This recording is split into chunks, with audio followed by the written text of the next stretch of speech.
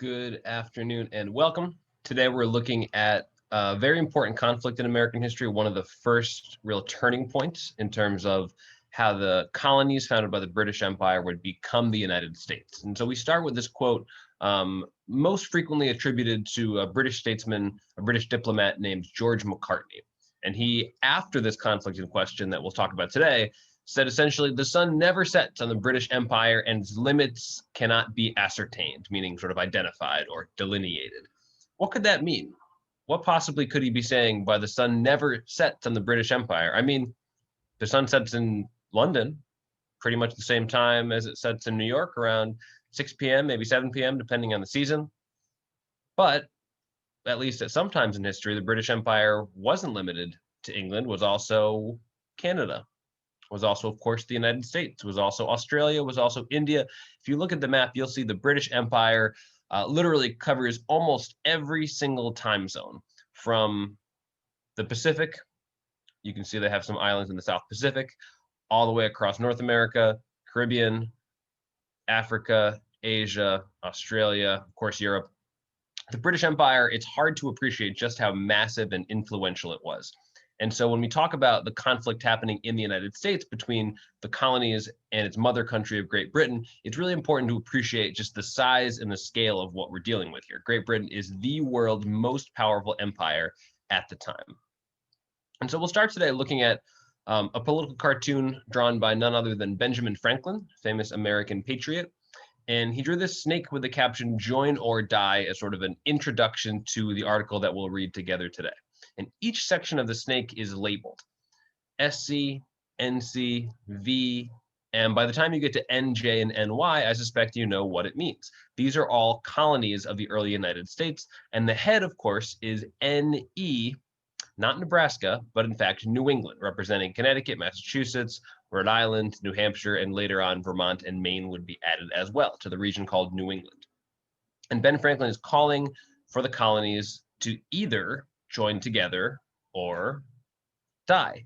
His meaning couldn't be any clearer. I think it's as transparent, as literal as you'll see when we look at primary source documents from so long ago. Join or die. But why is he so concerned about dying? What's the urgency of such a call? Well, we're actually engaged in the biggest conflict of modern American history in this moment, of modern history across the world. In fact, I would call it the very first true global war, true world war. It's not technically World War I. I'll call it World War 0.1. But the 7 Years' War took place all over the continents, all over the planet. And partially that's just enabled because we've hit a turning point in seafaring technology, in navigation, in boats. And so now it's possible for mainly just Britain and France to be fighting everywhere all at once. Each side had several allies along with them, but the primary adversaries here are England and France, and that's certainly the case in the United States. On each side, there are quite a few allies. The name in the United States is the French and Indian War for this conflict. I think that's quite confusing because, of course, as Americans, as British Americans, we're fighting against French people and their Indian or Native American allies. But from a broader perspective, France had Indian allies, Native American allies, and so did Great Britain. In fact, the Iroquois Nation was one of the most important native tribes in the state of New York at the time, and they allied with Great Britain, but most of the native tribes who were involved allied themselves with France. Here's where the fighting takes place in the United States. Now, the French colonies, you can see, is purple. They're not especially densely populated anywhere except Quebec, sort of along the Great Lakes north of us in what's still called Quebec, a French-speaking region of Canada. They extended down to the Ohio Valley, and of course, there were French people also in New Orleans and Louisiana. And so the major conflict is happening up here. It's sort of the western frontier of places like Virginia and Pennsylvania, and into the eastern frontier of New France and the Louisiana Territory. Anytime you don't have a very sort of well clarified, documented boundary or border between two sort of warring factions, there will inevitably be some conflict. And that's what we'll talk about today. This conflict that boils up sort of naturally quickly takes on a much bigger importance in the scope of history. Before we move too far, I want to be conscientious not to ignore Native Americans, which is something that often happens in American history. Native tribes strategically chose to ally themselves with either France or Great Britain. Frankly, it didn't matter. Both sides thought if they worked with a winner, they might gain some sort of benefit or some sort of protection from that. It wasn't the case. Although the British were victorious in this conflict, the British Americans, I should say, promises were made, promises were broken, treaties were signed, treaties were broken. Ultimately, neither the British nor the Americans after the revolution really honored any agreements that they made with native tribes. And unfortunately, that's a trend that has continued through to this day, in fact. But I'd like to look for a little bit at the actual text of Ben Franklin's letter, published May 9th, 1754. Before we get too far, I think it's very important to just get a sense of who we're looking at, who we're talking about. Of course, this is by Benjamin Franklin. If nowhere else, you hopefully know him from the $100 bill. I'm sure you keep many of them in your wallet at all times, just like I do.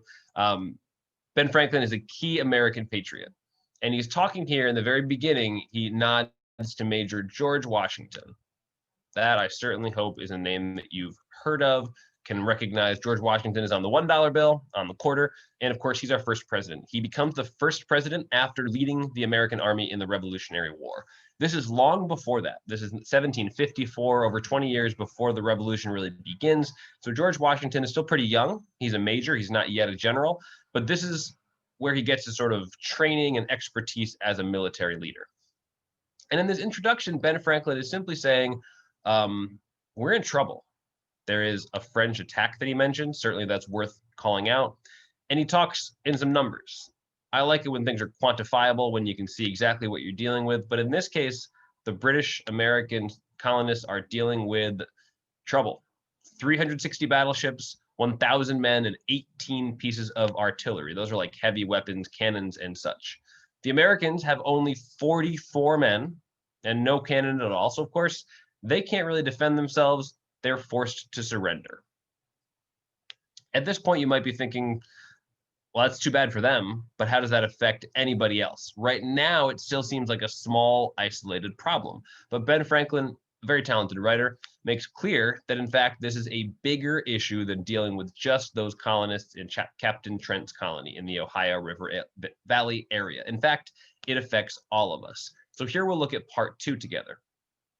And in part 2, Franklin continues to sort of talk about the situation that's facing the English traders on the Ohio lands, but here he sort of heightens the rhetoric. He talks about some more details, all the things that the colonists have lost. He says 20,000 British pounds. Now, if you haven't been to England recently, you might be confused what that refers to. British pounds is just the currency used in Great Britain. They still, in fact, use the British pound. But from 1754 to 2020, the value of currency changes quite dramatically. So he's talking about 20,000 British pounds. Today, that would be something like 5 million US dollars. It's real money. They've lost quite a bit of their resources. And so they are in trouble. They are stressed. And you can see Franklin then goes on to outline the numbers of men coming, 400, 600 Indians. He's suggesting that the odds are in fact getting worse, but then he clinches it, this sort of rational, thoughtful explanation of what's happening with the inclusion of a scare word, scalp. Now, I suspect you all know where your scalp is, right at sort of the top of your head where your hair connects. When Franklin says the French Indians may send out their parties to kill and scalp the colonists. Well, what he's actually saying there is that the Native Americans are not only mercenaries, are not only murderers, are not only assassins, but in fact, they are savages. And that's a word that you'll hear often when we hear from Europeans describing Native Americans. Not only will they kill the settlers that they may encounter, but they'll actually take a knife and cut off the scalp of these Europeans, of these white Americans. This is included to scare people. This is included as a way to frighten the Americans. And ultimately, Ben Franklin is extremely effective at doing so. He wants the American colonists to think that, in fact, they're in danger, that whether they're currently facing this danger or whether they're currently far away and safe from the danger, that it may, in fact, be coming to their door. And that's the key argument Ben Franklin offers. Fear is a powerful motivator. If he can inspire fear and frighten the colonists into aligning and joining and, in fact, uniting as what would become the United States, he's achieved his objective. this is the very beginning of a unified United States. So it's very important that we're conscientious about the impact of the French and Indian War, and also that we recognize that Ben Franklin and George Washington are key figures in not just winning the revolution, but before that, in bringing the colonies together as one.